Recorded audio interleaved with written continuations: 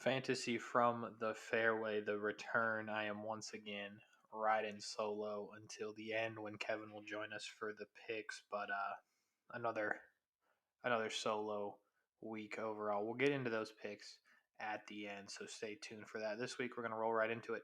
AT&T Pebble Beach Pro-AM minus the Pro-Am, but still called the Pro-Am, even though there is no Pro-Am.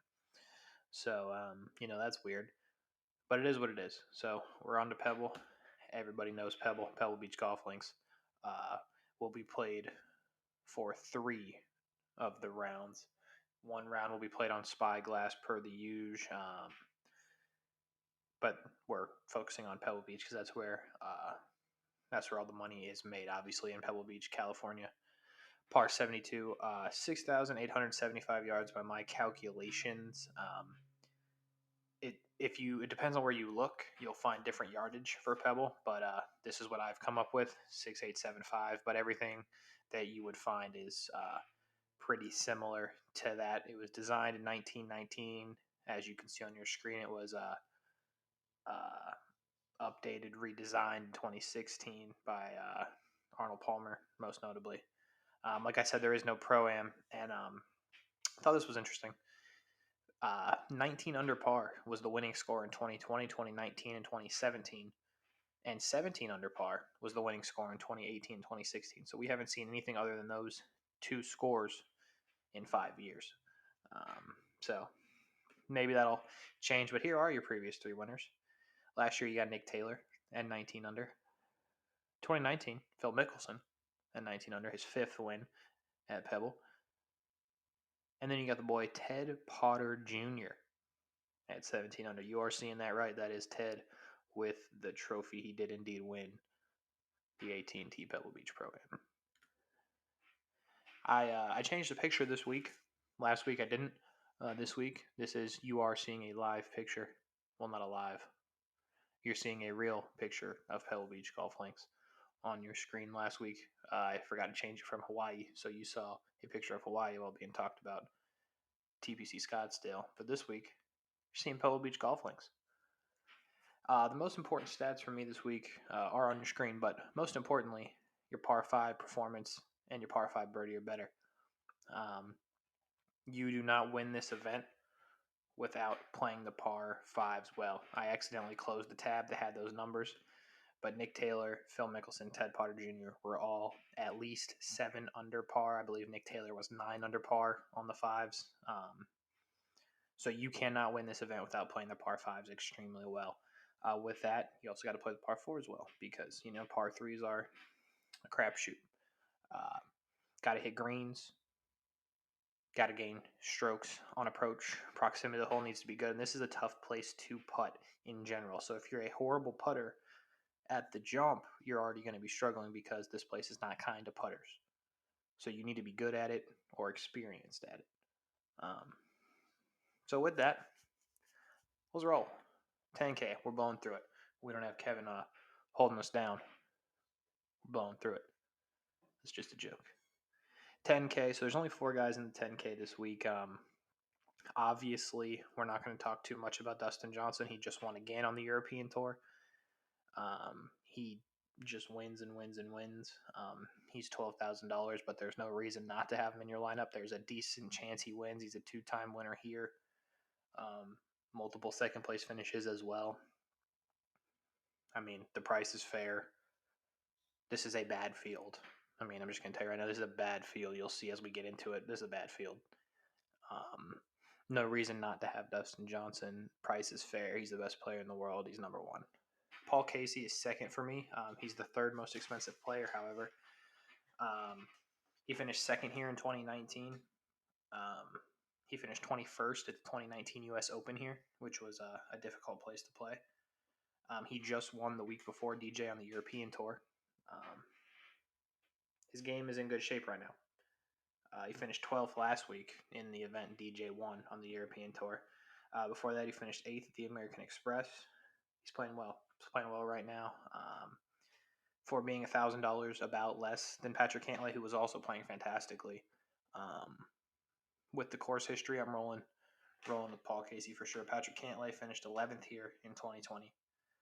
This year, he's 83rd stroke gain approach, 209 in proximity though. So when he gets on the green, it's literally nowhere near the hole.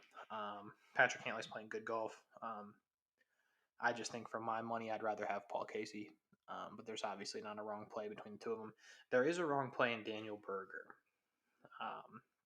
I picked Daniel Berger to win on my article website that I write for last week, and he was trash. He single-handedly ruined my DraftKings. I don't mess with Daniel Berger, so I wouldn't play him. I didn't even look up his stats because I'm mad at him. But it is what it is. I'm not playing Daniel Berger. I don't think you should either. 9K. Let's keep it rolling. We'll start with Zalatoris, then we'll talk some Spieth. Zalatoris, 4th in strokes gained on approach, tied 30th in par 5 performance, 50th in par 5 birdie or better. He doesn't have any great stats on the fours, but he obviously gets it done. This guy's honestly nothing short of incredible. He finished 17th last week, 7th the week before. He's come over to the PGA Tour and from the Korn Ferry Tour, where he was called the Korn Ferry God, casually with a 6th place finish at the U.S. Open, 8th Punta Cana. He missed the cut at Sanderson Farms, 5th at the Shriners, 6th at Bermuda, 52nd at Mayakoba, 7th, and then 17th, like I just said. This guy's an animal. There's really no other way to put it. The price, it might even be a little low, to be honest with you. This guy's really good. 9-7, you got Jordan Spieth. I am a Jordan Spieth fan. I was super hype on Saturday and super disappointed on Sunday, but this is a bad field.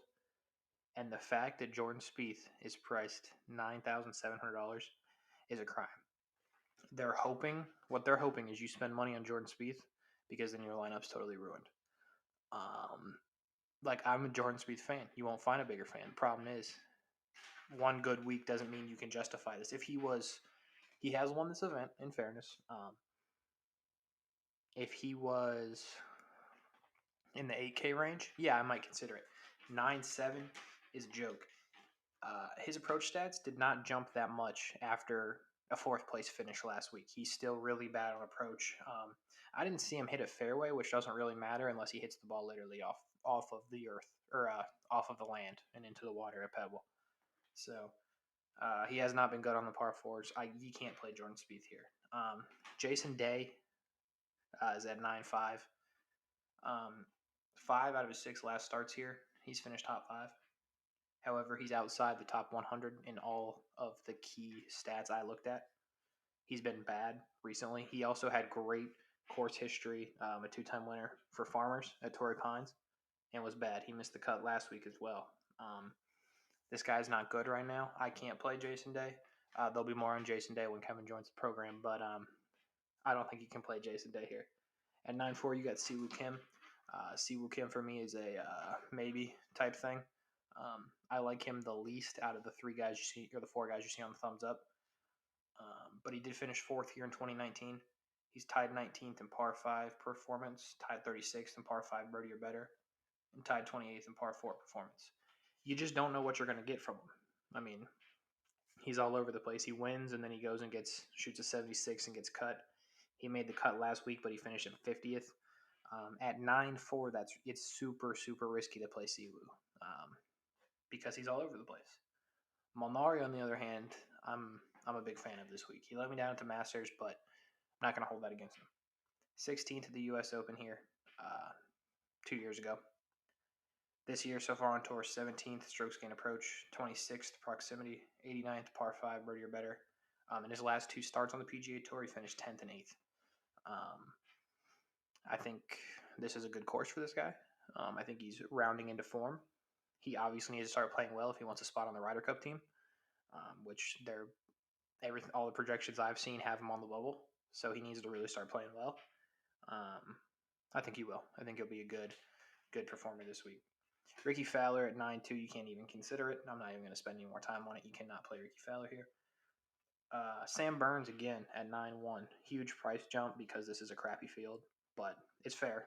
It is fair for this field. His stats again are incredible. 13th par 5 birdie or better. 16th par 4 birdie or better. 20th par 4 performance. 18th greens or regulation. He's top 100 in all of the stats I looked at, scoring and actual golf stats. He's never played here, so there is that. This is a legendary course, so for a guy that's never played here to be 9-1, that is a little risky, I think, because the moment might be too big for him, even though it is just the AT&T, not a major championship. But I think that is a concern that you could have with Sam Burns this week. But I cannot thumbs him up because of how good the stats are. Cam Davis at 9K. Ryan's at the 9K range. Have him as a thumbs down. Kind of, he's on the bubble. As you see, love Cam Davis. I always love Cam Davis, but I always love Cam Davis in the 7K range. At a 9K range, it is scary because there are times where Cam Davis does not look good. Before this year, he was not that great of a PGA Tour professional. Now, this year, he has made 7 out of 8 cuts, including a third-place finish in the American Express. His only missed cut comes at the RSM Classic when literally everybody got cut. He has made 2 out of 3 cuts here. He's top 50 in all the scoring stats I looked at. His approach game is all right at best, but he's a bad putter. He's a really bad putter, and this is not a good place to putt. So it is risky to play Cam Davis. He's definitely a better play than Ricky Fowler. I think he's definitely not as good of a play as Sam Burns or Molinari. But I, risk reward with Cam Davis. He's on a hell of a heater though this year. 8K, we're rolling through. Started off Kevin Streelman. Streelman 3 straight top 7s here.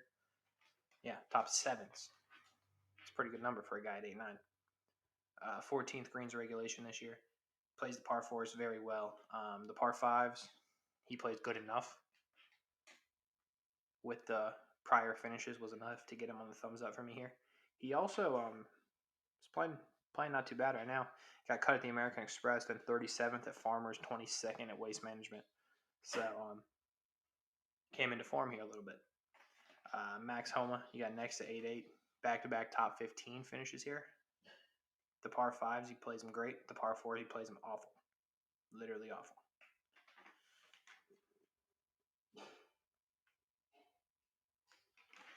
I don't know what the dog is barking at, but now I'm starting to wonder. But sorry about that. I think Max Homa is definitely playable here. I don't like him enough to thumbs up him, but I definitely think he's playable here. Norlander, I have my questions about at 8-7. Have him thumbs up kind of as an He's made 3 straight cuts at Pebble Beach as well as 3 straight cuts in a row on tour. So he's playing well. He got that going for him. He's 19th greens regulation, 32nd strokes gained approach. The par 5s again, he plays them all right. Doesn't play them great, but he plays them all right. The problem I have here again is at 8-7, you're looking for a little more than a made cut, I'd say. So it's definitely sus. Play Henrik Norlander here. You got Phil Mickelson at 8-6. I had to thumbs him down because it's 8-6 and it's Phil. However, he's won here 5 times. He made the cut last week on the European tour. But again, you need more than a made cut at 8-6. I didn't think he was going to win 2 years ago. So there is that. But it is, I don't really need to tell you what's going on with that. Cam Tringale is next at 8-5. He's made 6 out of 9 cuts here. All the scoring stats I looked at, he's in the top 52. But again, you got the same problem. You need more than a made cut at 8-5. All of his made cuts here are just, made cuts. It's nothing that spectacular. Now, 8-5 is a little closer than you would need at 8-7, 8-6. Closer to the average value, looking for a cut and all that. So I think he's definitely somebody to consider. He finished 18th at Farmers, 17th at Waste Management, so he's playing well. But just, keep in mind, you need more than a made cut at 8-5. Brendan Steele, he's never made the cut at Pebble Beach. None of his scoring stats that I looked at are inside the top 83 on tour. He's 214th strokes gained putting. That's probably why he's never made the cut here. It's going to be a hard pass. Alex Noren, He's made 1 out of 2 cuts here. He's outside the top 100 in all scoring stats, and he's not a good approach player. Again, that's going to be a hard pass for me on Noren. Ryan Harmon made 2 out of 3 cuts here at 8-2. We're under the average value at this point. He hasn't played here since 2014, however, even though with those made cuts. He's third on tour in par 5 performance. His scoring and putting are going to be good enough here. I definitely think you could play some Brian Harmon here. The boy Matt Jones at 8-1. He came through last week. More on Matt Jones win Kevin Jones' program. He's made 11 out of 13 cuts at Pebble Beach. It's incredible. He finished 5th last year. He's playing incredibly well right now. He's tied 12th in par 5 performance on the tour. Tied 28th in par 4 performance. 32nd strokes gained putting. His approach is not great. But when you've made 11 out of 13 cuts at a place, I'm going to judge that you know it more than I possibly know you knowing it. So Matt Jones definitely playable here. The boy James Hahn, he had a chance to win the Waste Management Phoenix Open. He did not. He does not play the par 5s well. He plays the par 4s okay. He was cut here in 2020 as well as 2019. I am not riding with James Hahn at 8K. I cannot do it. The boy Matt Naismith is the last play in the 8K range. He finished 11th here in 2020. Top 100 in all the scoring I've seen that I looked at. Third greens in regulation, 12 strokes gained approach. He's a bad putter. Matt Naismith is not a good putter. However, Matt Naismith is having a good year. He finished 7th at the Waste Management Phoenix Open after shooting a 63 in the first round. From there, he shot a 60, 71, 68, 66. You're in the range where, a top 30 finish is going to be acceptable. I ride with Matt Naismith a lot in the 6K range, 7K range. The 8K range is a lot for Matt Naismith. I understand that. But this is a bad field. Say it again. I think you could play him. That's why he's yellowish. He's a different shade of yellow. I just realized that. He's a different shade of yellow than everybody else's thing. I'm going to have to fix that ASAP. There we go. Now he's lighter. I don't know. Matt Naismith, 7K. We're rolling through. Some changes to the 7K as we come on. I'm seeing them now for the first time. Matt Kuchar was the most expensive player at 7.9. He is now withdrew from the AT&T Pebble Beach Pro-AM. That is not a Pro-Am. He has good finishes here, but I was not going to tell you to play him because he's not having a good year. So Matt Kuchar is out. Do not put him in your lineups. He is out. Chris Kirk, had him as my top 25 last week. He's going to be a no for me this week. He's missed 3 out of 4 cuts here. He plays the par 5s bad. He's not a good putter. You got to move on from Chris Kirk. Peter Malnati. This is interesting for me. More about Peter Malnati when Kevin joins the program at the end with the picks, but finished 11th here in 2020. Tied 30th in par 5 performance this year. 4th in par 4 performance. 2nd par 4 birdie or better, and 4th in strokes gained putting. Peter Malnati's having a great year. He's made 7 out of 10 cuts, including 3 top 10s. He finished 10th at the Farmers Insurance Open in his last start. I thought at some point it would run out for Peter Malnati. It has not. Got to roll with Peter Malnati, I think. You got Sneds at 7-8. He's won here twice, but he's missed his last 2 cuts here. Plays par 5s okay. 41st in strokes gained putting on the tour this year. I think you could play Brent Snedeker. He hasn't been good this year, but it's the exact same thing that happened at the Farmers Insurance Open. He had incredible course history there. He had won, I believe, multiple times as well. At least once for sure. And he was not before that coming in, he had 120. His finishes were 90th, 121, and 127. He finished 32nd. I see a lot similar happening here with Sneds. I think he's going to make this cut. I don't know how well he's going to do outside of the mid cut, but I think Sneds makes this cut. Russell Knox comes in next at 7-8. 2 top 15s in the last 3 starts at Pebble Beach. Great approach, plays the par 4s incredibly, but he's a bad putter and he does not play the par 5s well. I think he's playable for sure. I just don't know how good the finish will be for Russell Knox. I will not play Russell Knox. Every time I play Russell Knox, he does not perform for me. Shout out to Jacksonville University. Unfortunately, that's where he graduated from and not the University of North Florida. But Russell Knox, 7-8. Do what you want with him because I never know. Wyndham Clark at 7-7 comes in. Another guy that I originally thought was in for a good week. He has also withdrew from the AT&T Pebble Beach. So Don't play Wyndham Clark because he will not be there. Rafa Cabrera is next at 7-7. He's made 5 out of 7 cuts here. However, his PGA stats are not good.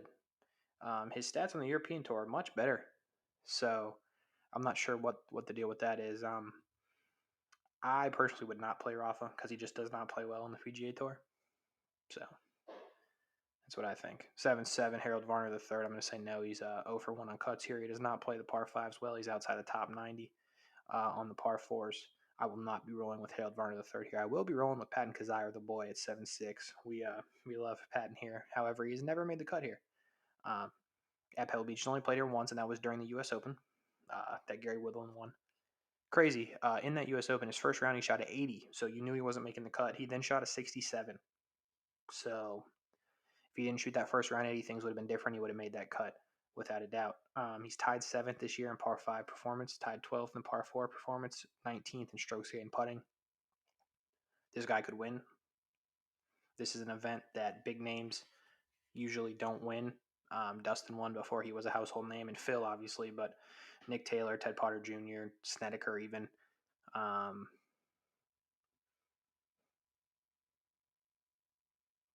Kizzire could win. Rory Sabatini is next at 7-6. He's been cut 12 out of 21 times here. He does not play the par 5s well. I would roll past Sabatini when you are picking your lineups. Nick Taylor, the defending champion, the 2020 winner. He's made 5 out of 7 cuts here. He's tied 57th in par 5 performance. Everything else he's not very good at. There are fluke wins, but it appears he knows this course. 5 out of 7 cuts. I think you're getting a made cut with Nick Taylor, but that's about it. I'm sure last year that's probably what I would have said to you as well, but I think you could play him. Maverick McNeely next at 7-6. He finished 5th here in 2020. However, he plays the par 5s not very well and approach not very well. You could. I wouldn't, but you could. Frankly, I'm not anybody in that general vicinity. I am not taking over Patton Kizzire. Even Doug Gim. We're getting to Doug Gim here in 7-5. We'll be there in a second. But I like Doug Gim nowhere near as much as I like Patton Kizzire. Patton Kizzire could win this event. I fully believe that. Scott Stallings is next at 7-5. He's made 3 out of 6 cuts here. He finished 3rd in 2019, 7th in 2018, and 14th in 2017. The other 3 times he missed the cut. So it's either a really good finish from Scott Stallings or he's missing the cut. Boom or bust. Make your decision on Scott Stallings because it's hard to know. He did make the cut at the Waste Management Phoenix Open. He finished 36th. So if that helps you make your decision, go for it. Doug Gim, the boy, he's over 2 on cuts here, but I do have him thumbs up because he's top 100 in everything. Scoring, golf, everything. Most notably, he's tied 12th in par 4 performance and 13th in par 4 birdie or better. He should play the par 5s well enough. This guy is not the same golfer that missed 2 cuts here. He's having an incredible year. He's made 8 out of 10 cuts, including a 5th place finish at the American Express and a 14th at the Bermuda. Doug Gim's playable. Per the huge, Ches Reavie is not. Shout out Ches Reavie. You know what's funny? I every week I thumbs down Ches Reavie. Always. And I never ever check to see if I've ever been right. So I pulled it up. I always say, per the huge, Ches Reavie's a no. Here's why.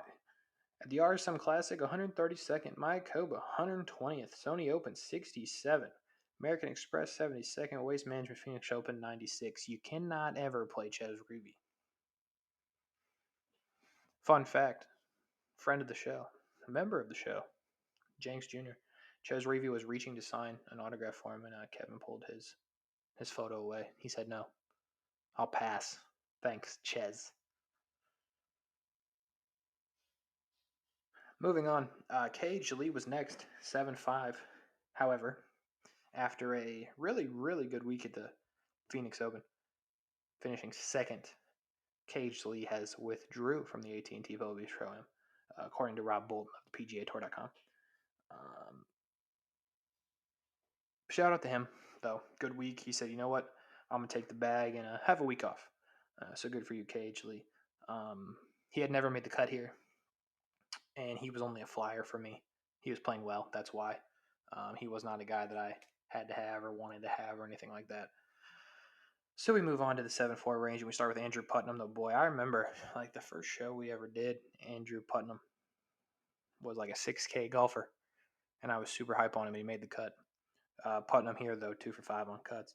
Plays the 5s and the 4s. Okay, he is a good putter. I think you could play him. I think he is playable if you only have $7,400 and you don't like any of these other guys, like Jim Furyk, who, by the way, has made 22 out of 26 cuts at Pebble Beach. 22 out of 26 in his career. That is incredible. A great approach player. Not a good, a great approach player. How will he play the par 5s? Probably not well. I think we're trending towards 22 out of 27. In the same price range, you got Joel Damon. He's made 3 out of 3 cuts in this event. Not at this course, in this event. I obviously wrote that because he probably missed the cut at the U.S. Open. Anyway, he finished 14th here in 2020. Plays the 5s okay, plays the 4s good. His proximity to the hole is good. When he does hit the green, it's pretty close. I think he stopped wearing a bucket hat, so that's really good. Joel Damon, I think he's playable. Has missed a couple cuts in a row, though. Just let's see where they were. Yeah, missed the cut of the American Express, Farmers, and the Waste Management. That's a bummer. He did get 10 shots better, though, from his first round to second round at the Waste Management, so trending in the right direction. Kyle Stanley, 4 out of 6 cuts here, also priced at 74. Great approach, great at par 4s. Bad putter, does not play the 5s well. I'm going to say no to Kyle Stanley. Charlie Hoffman, 6 out of 12 cuts here. 6 out of the 7 stats that I looked at are in the top 100. He's an for me. I think he's playable. That's 7,300. But you really got to be feeling it. The boy Bo Hogue is next, tied 26th in par 5 performance. His approach game is his putting is okay. He's never made the cut at Pebble for 1. For me, Hoffman and Hogue are pretty similar. Hogue hits it farther, I believe. He's made 7 out of 13 cuts this year. Hoffman, 8 out of 12. It's a feel right there. If you have 7,300, you take one of those two. Gents, figure it out. Because you sure as heck cannot play Adam Long. And $7,300, he's over 2 on cuts here. You sure as heck cannot play Kramer Hitchcock, who's over 2 on cuts here.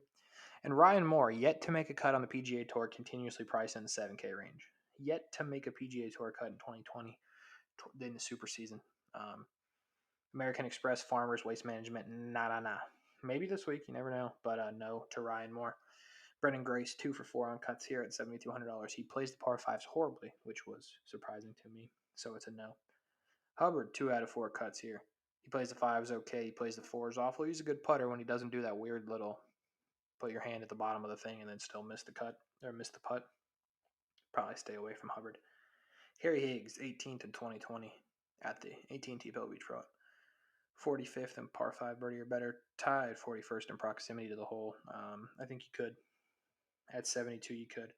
You can't play Michael Thompson, but you could play Stuart Sink. I like him over anybody else in the 72 range. 7 out of 9 cuts here. He actually plays the par 5s okay for being an older guy. I know you probably don't think that, but he still plays them pretty well. Great on the par 4s this year. He's played the par 4s great. His approach is good. His putting is good. He knows the course. You could easily and probably should play some Stuart Sink this week at the AT&T Pebble Beach Pro-AM. As we flip the page, we come to Scott Piercy. More on Scott Piercy when Kevin joins the program at the end to talk about the picks, but he's made 5 out of his last 5 cuts at Pebble Beach. Plays the par 5s well, plays the par 4s well. His approach game is solid. Scott Piercy, playable at the Pebble Beach Pro-Am. Not even playable. I like Scott Piercy here. I probably will play him. Pat Perez, 14 out of 18 made cuts here. It's crazy. However, his last 2 he's missed. Plays par 5s good, believe it or not. Plays par 4s awful. He's an okay putter. He's a flyer guy at most. I can't imagine playing him over Piercy, though. Tom Hogue, 4 out of 7 cuts he's made here. Tied 23rd in par 5 performance. He's an okay putter. He's a bad approach player. Probably stay away from the Hogue this week at 7,100. Burgoon made 2 out of 2 cuts here. He does not play the par 5s very well. I'm going to say no to Burgoon. Tom Lewis, the Englishman. He's never played here. I'm going to say no. Nate Lashley, $7,100. He's made 2 out of 4 cuts here. He's an awful putter. Horrid putter. I'm going to say no. Vaughn Taylor, otherwise known as the 2016 champion. Like I said, crazy people win here. Vaughn Taylor, winner. However, although he won, in his last 8 starts, he's missed the cut 5 times. It's a no. Austin Cook, 1 out of 3 cuts made here. Does not play the par 5s that well. Plays the par 4s great. I'm not saying good, I'm saying great, just like Frosted Flakes. He's a good putter as well. I think you could take a flyer on him, but worry about the par 5s. Sam Ryder, 1 out of 1 cuts here. Doesn't mean you should play him. Jonathan Vegas, 0 out of 2 cuts for. You know how we feel about Jonathan Vegas around here. It's a no-go. Ryan Armour has missed 3 of the last 4 cuts here. Has good proximity to the hole. He is a good putter. Top 100, 3 out of the 4 scoring stats we look at for this week. Ryan Armour. I think he's a flyer guy for sure. Brian Stewart has missed 5 of the last 9 cuts here that he's played in. However, he is tied for 30th in par 5 performance, 20th in proximity to the hole, 55th in strokes gained on approach. He is a bad putter. Armour, Stewart are the same for me here. If you only have $7,000 and you're thinking, I don't care that Vaughn Taylor's won, which I don't think you should. And you're saying, Austin Cook, I don't trust him at the par 5s, which is fair. However, he has scored 6. He averages 63 DraftKings points, where Armour only 48 and Stewart only 57. But, if you got $7,000, make a decision between Armour, Stewart, and Cook. I would probably go with Austin Cook. 6K. Rolling through it. So we pulled that slide up. We got the 6K range. And per what I've been consistent with,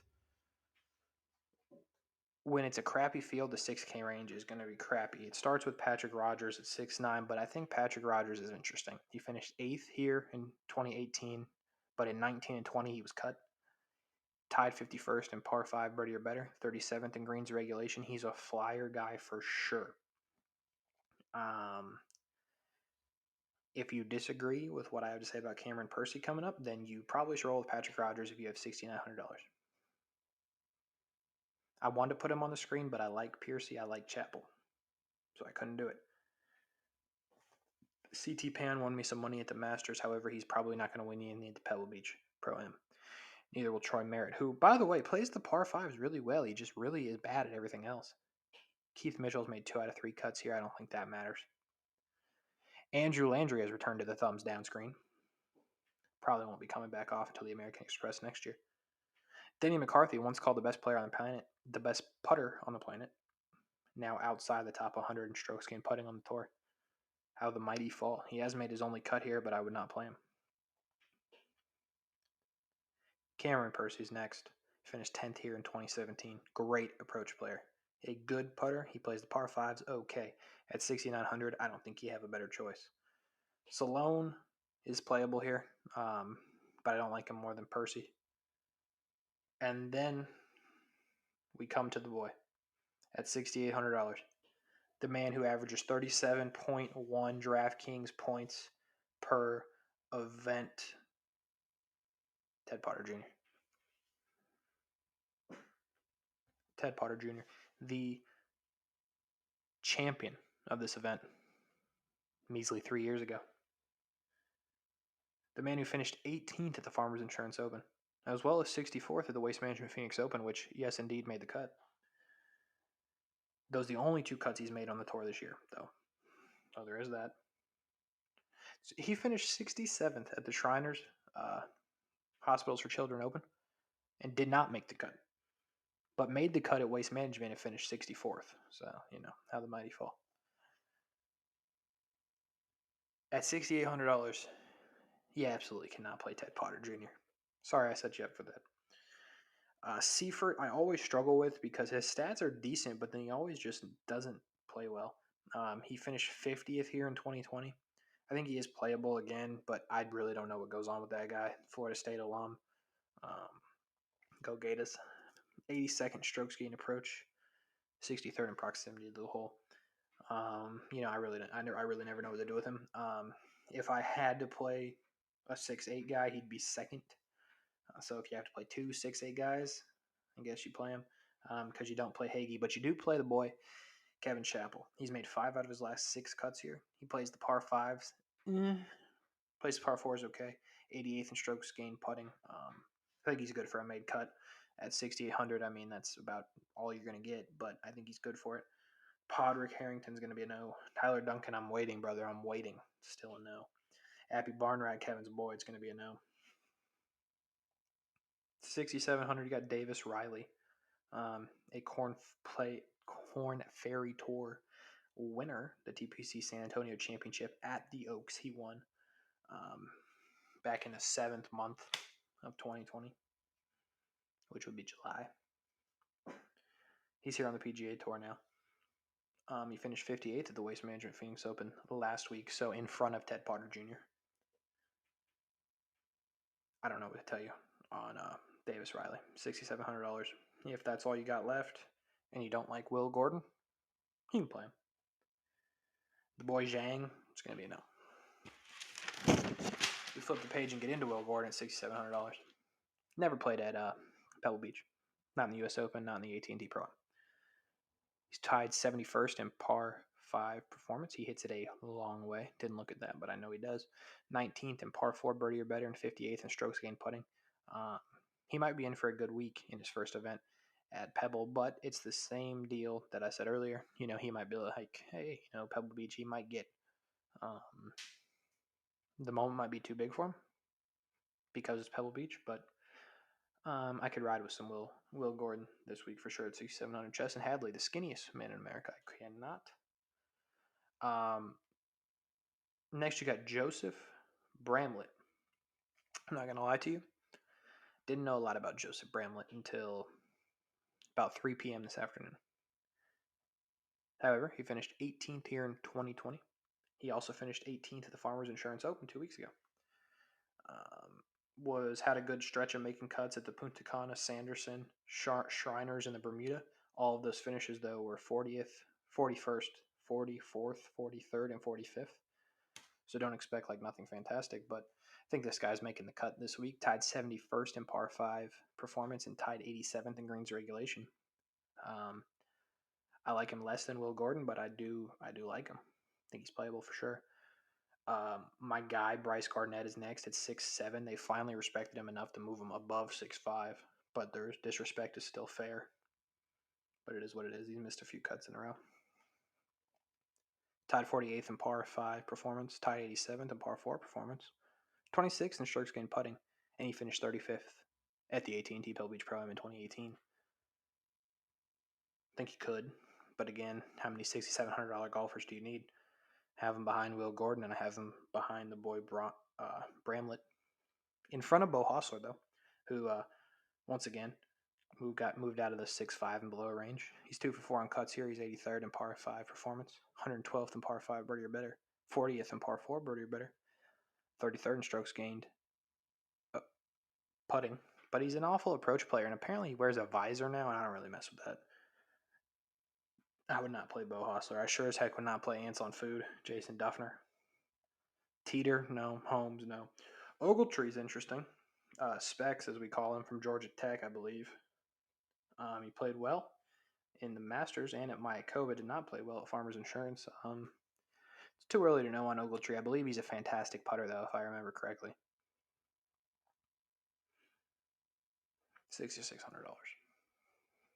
If you have to. Wilkinson, no.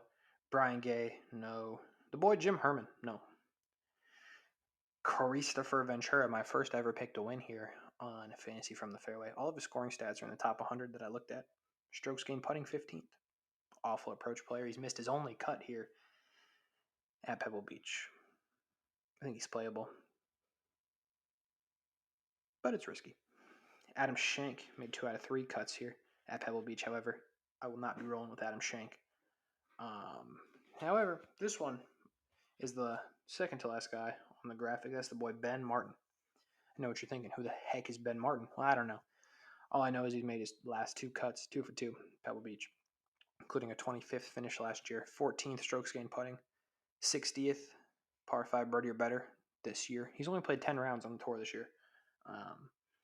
Those rounds were a 56th at the American Express, a 75th miscut at the Bermuda, and a 52nd at the Corrales Punta Cana. He played a bit on the Korn Ferry Tour, finishing 6th, 9th, 15th, 24th. You know, decent finishes on the Korn Ferry Tour. I think you could play him. Tyler McCumber, 32nd here in 2020. I would not play him though. Bahida. How do you say this guy's name? Is it Bahida?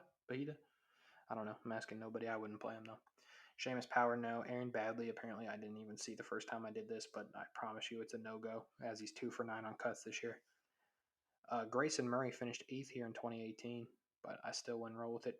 Uline is DFL in one of the stats I looked at, par 5 scoring or something, so it's going to be a no for that. Oppenheim, the boy.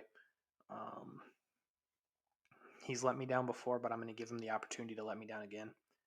However, 4 out of 4 made cuts at the Pebble Beach Pro-AM.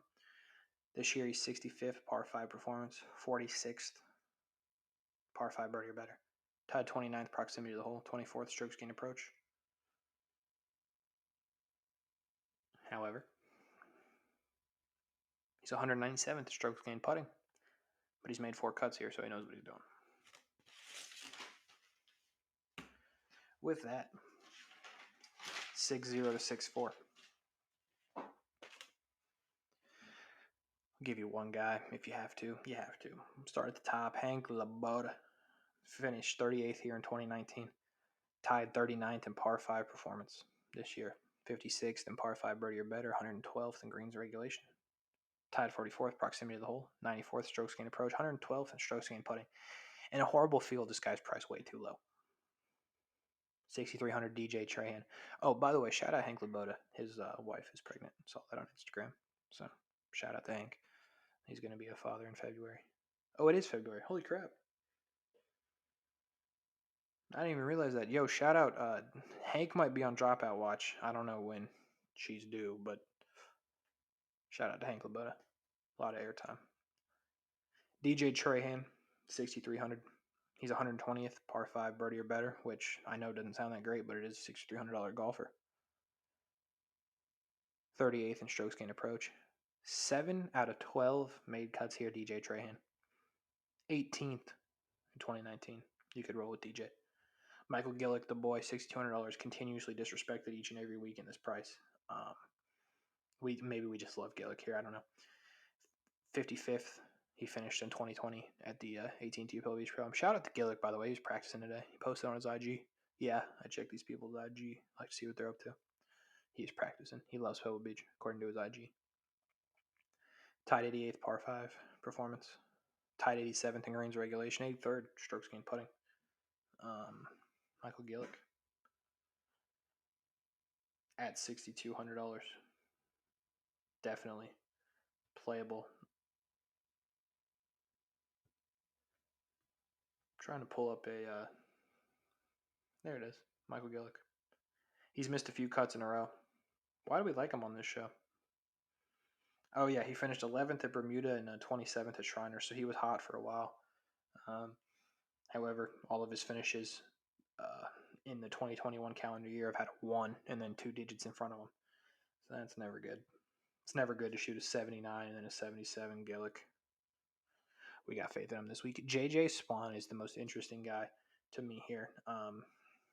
So here's the stats this year. He's tied 106th in par 5 performance, 83rd in par 5 birdie or better, 70th greens in regulation.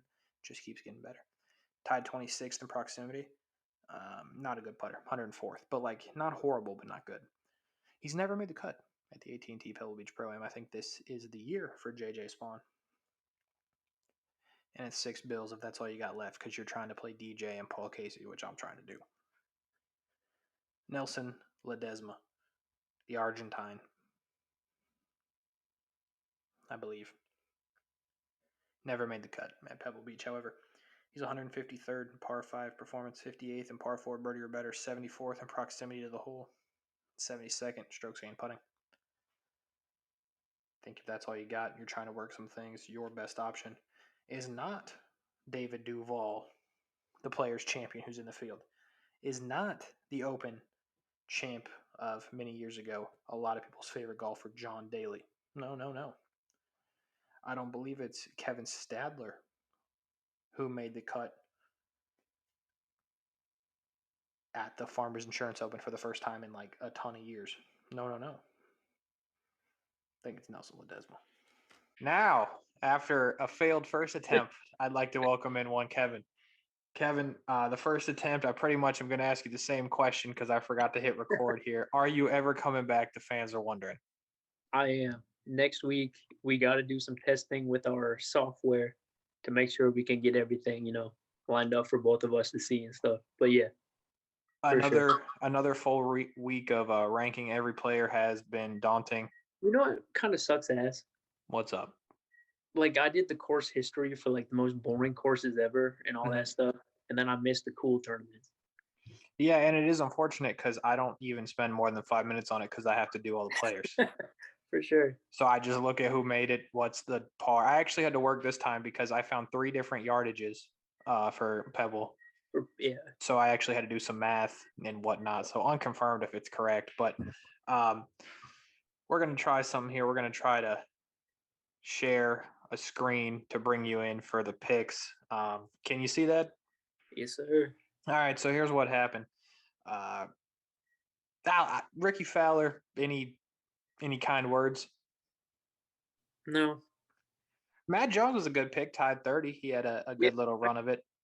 He shot like +1 on round 4, I believe, or like even or something. So he was close. He was close. He had a good little run. The boy Russ Henley, I believe I texted you when he shot a 29 on the front, and I said, this is it. He's winning. I don't think he made another birdie the whole week.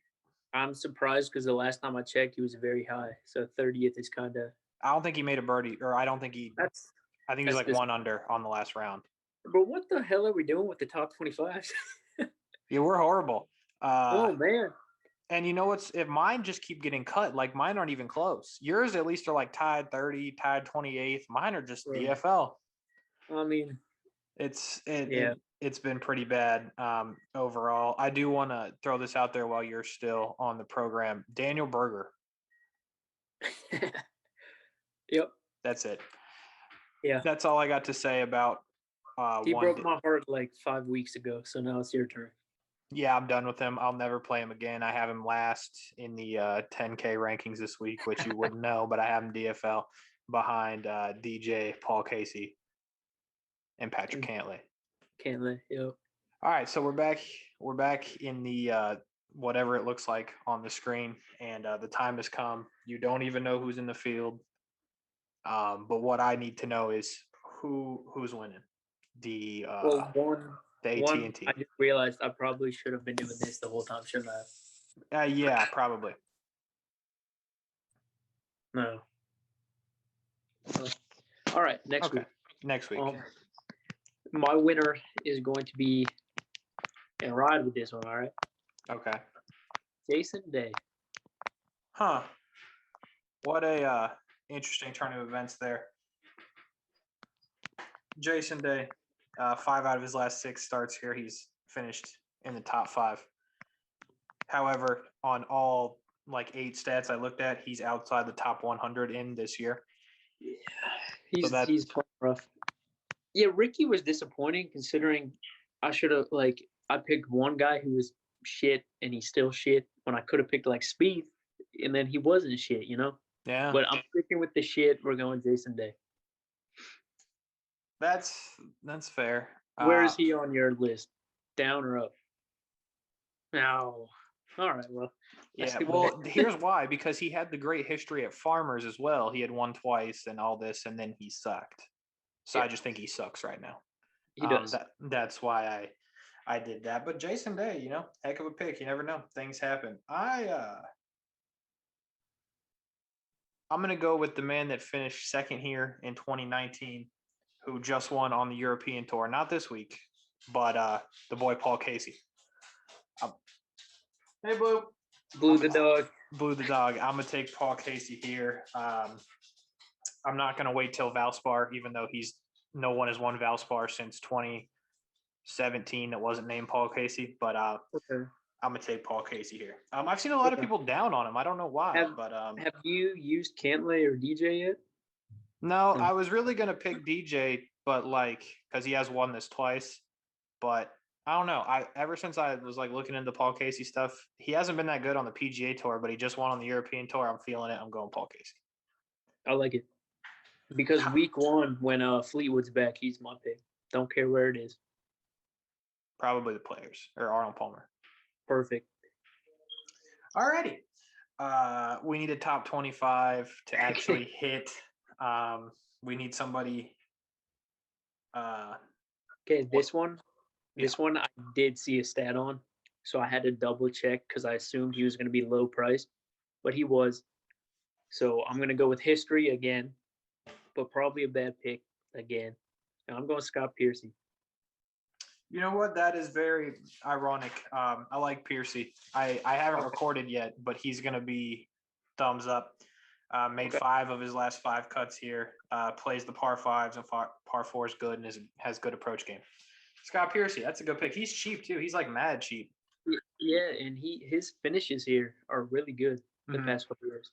Yeah, and it's interesting that he's that cheap when this field is trash can. That's what I thought. So, all right, I like it. Piercy, that's a good one. I'm looking at my sheet here of all my notes for the show. Got 4 pages of these. Every dude. I'm gonna go with Malnati. Okay. Why? What is he priced at? 78 or 77. That also seems cheap for this field. Yeah, it does. Because he's a good putter. He's good. He's just good. Yeah, and where's he at? He finished 11th here last year before he was playing well, so I like that. Okay. And then he's got all the stats working for him. But what I don't understand is you've got Spieth, Day, Fowler, Cam Davis, Norlander, Phil, Steele, Noren, Naismith, all in the 9 and 8K range, but Malnati's in the 7K range. Yeah.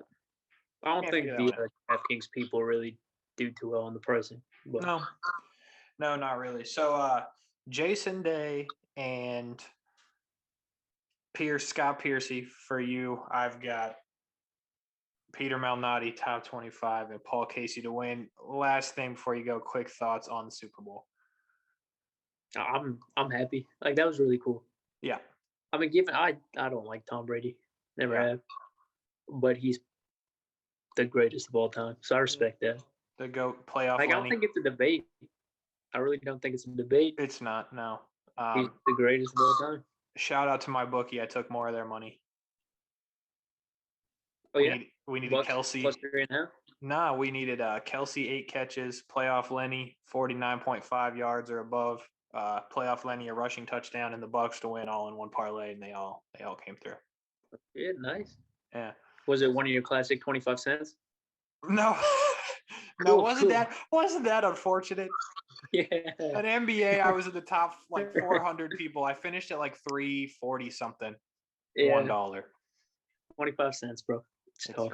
I'm back at it again tonight with the 25 center in the NHL, so we'll see what happens. I might hit one of those. A lot of good NHL games. I also have a parlay. Not important. Anyway, we'll get out. Those are the picks. The fans will expect to see you back next week. Yep, for sure. Once again, relay the message to Trish. You're only in the back end of this video. Okay. I'm going to order a mic, I think, so I can, Okay. actually have good sound and stuff. There we go. All right. Well, enjoy your week. Best of Thanks, luck man. in your entries. And I'm off to Arby's. Lit. Yeah. Sounds good. Check for the root beer flow, by the way. They might still have it. Oh, yeah. I'll have to take a look at that. Cool. All right, bro. Good to talk to you. We'll talk next week. All right. Sounds good. See ya. See you guys.